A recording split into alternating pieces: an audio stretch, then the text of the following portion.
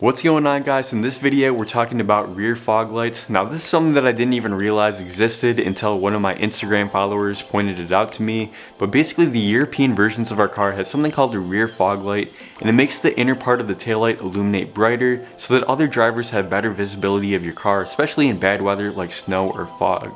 So on the North American models, they're actually wired and programmed for the rear fog lights to work. It's just a matter of replacing your North American headlight switch with the European version. So I ordered this guy all the way from Lithuania. Now while I was waiting for this thing to come in the mail, which actually took quite a while, as you can imagine, I did a little bit more digging on the forums to learn more about this rear fog light, and I found an article on M3 Post. I'll link it down below if I can find it. But it's really interesting because it turns out that on the North American version, this blank spot, it looks like where a button should be, but you can't actually press it.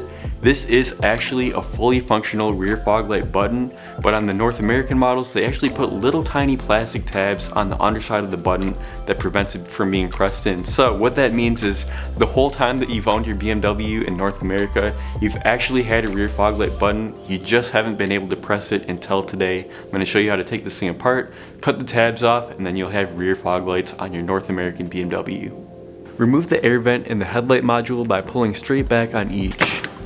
Then remove the wiring harness from the back side of the light module.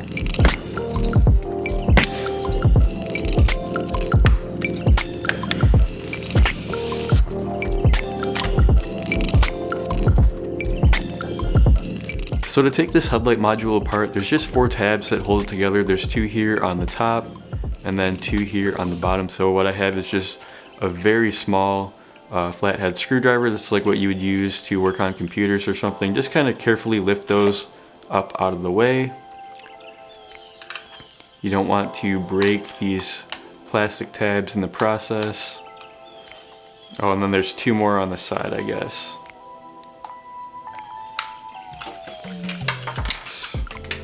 So one thing that I ran into here that I want to make a note of is that on the forum post, it showed that both buttons have this button extension piece. This is what goes from the button to the circuit board.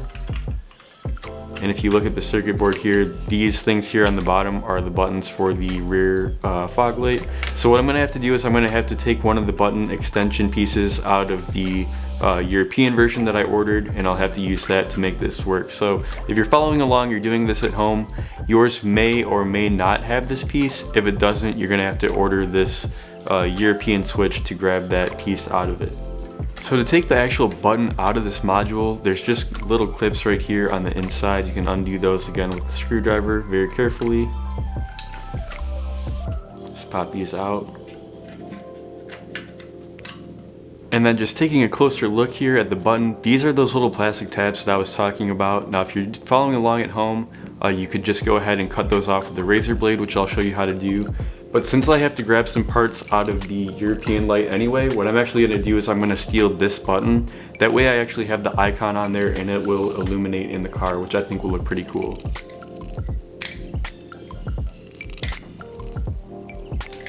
So if you're trying to do this at home and you're just trying to make your blank button work as an actual button, this is what it looks like with the tabs cut off. Using just a fresh razor blade, they just came right off, very simple.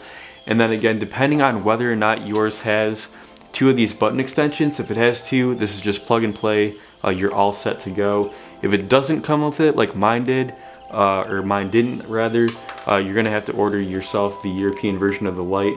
I think this was around $30 total with shipping, like 15 for the unit, 15 for shipping. Or maybe you might even be able to find one of these button extension pieces online, maybe on eBay. Okay, so now I've got my North American headlight switch. This is the one that I took out of my actual car. And then I've got the European rear fog button. I'm just gonna snap this in, just like that. Then we'll put the button extensions in the back. Again, I'm stealing one out of the European switch since mine didn't come with 2.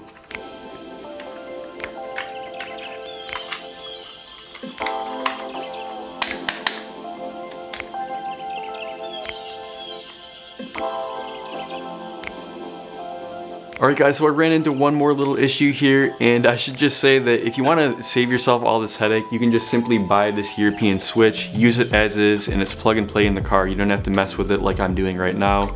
I'm just weird and I wanted that little icon, and it's a little bit more work than I thought, but basically the problem is that the button extensions are slightly different.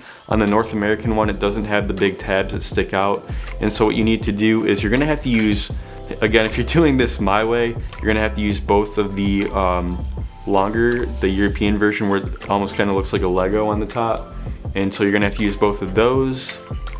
And then when you're looking at the actual circuit board, these little nipple things that actually press down on the button, on the North American one they're longer because it didn't have the things on the back of the extension. So we're gonna have to swap these little rubber things, so you just come right off like that.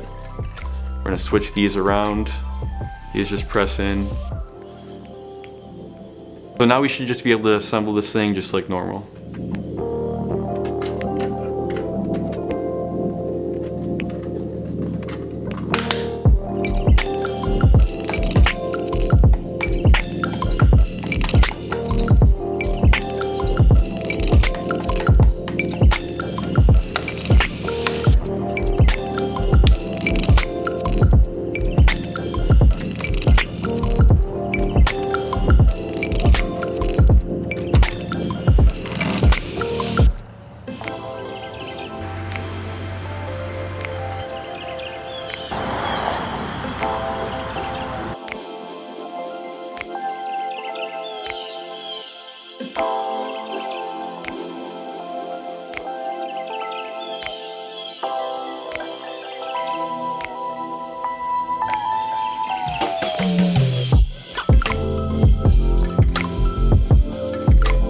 So there you have it, a pretty cool functionality that you can unlock probably for free as long as yours comes with those button extensions inside. All you have to do is take your button apart and see if it has both button extensions.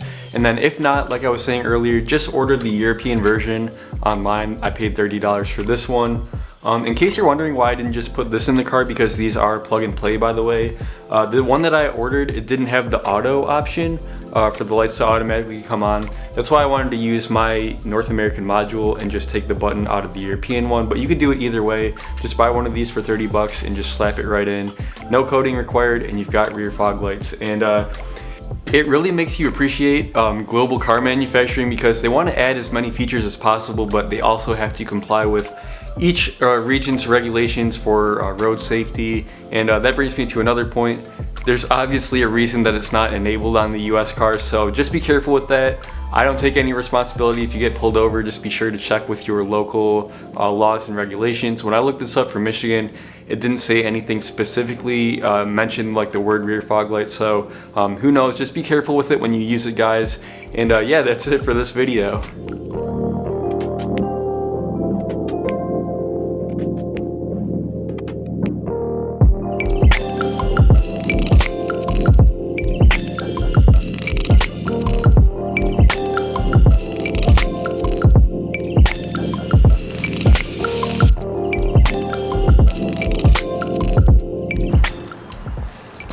So one last thing here is, this is the garage. This is going to be the new JB headquarters, I guess. Maybe we can come up with a cool name for it, and we'll put like a banner or something on the wall. But this is it. This is one of the things that I was looking forward to the most about buying this house, and now we finally have it. Obviously, as you can see, there's some work that needs to be done. My dad and I are going to do full insulation and drywall on here. We're going to do LED lights on the ceiling. We're going to get some kind of heating for in here because it's already really cold. It's not attached to the house, it's like a detached garage, so whatever the temperature is outside, that's going to be the temperature in here until we get the heating situation fixed. So I'm really looking forward to that. I'm probably going to leave the floor as is. It's just like bare concrete, but it is in really good condition. And I was thinking that maybe in the winter time I could pull the cars out and skateboard in here if I get bored, so that's an option too.